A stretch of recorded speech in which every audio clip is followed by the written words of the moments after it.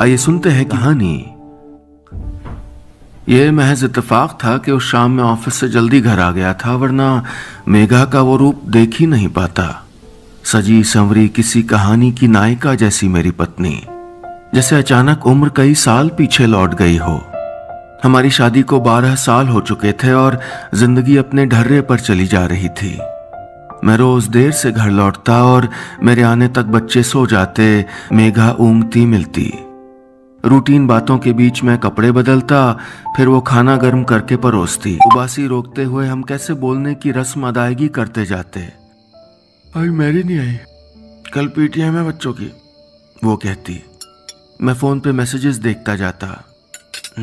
तुम चली जाना स्कूल, वैसे पढ़ाई तो अच्छी चल रही ना उनकी। साथ खाना खाते हुए वो टीवी पर चैनल बदलती। हाँ वैसे तो फुर्सत कहाँ है कि बच्चों की पढ़ाई देखो, किसी का हालचाल पूछो। खैर ऑफिस में कैसा चल रहा है?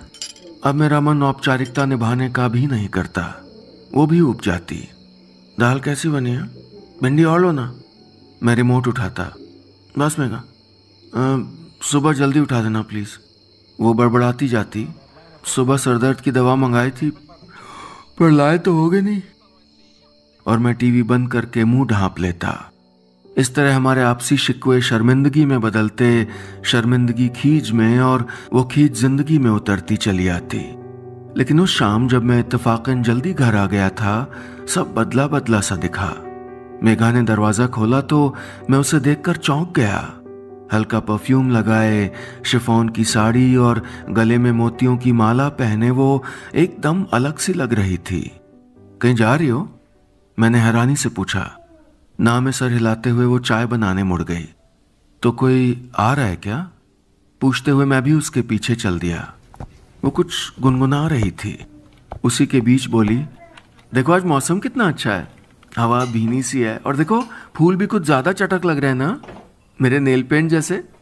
मैंने उसके खूबसूरत नाखूनों को देखा, फिर उसके दमकते चेहरे को।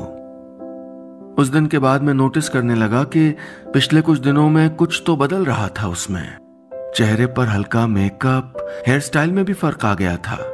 और तो और अब न पहले जैसी उदासी थी और न मुझसे शिकवे शिकायतें। बात बेबात कोई बहस भी नहीं।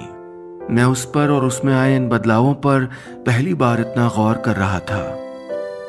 एक रोज मैं फिर वक्त से घर पहुंचा। उसने आसमानी दुपट्टा लहराते हुए दरवाजा खोला और तेवर वही, एकदम बेफिक्र। अंदर उठती बेचैनी को दबाते हुए मैंने पूछा, क्या हुआ?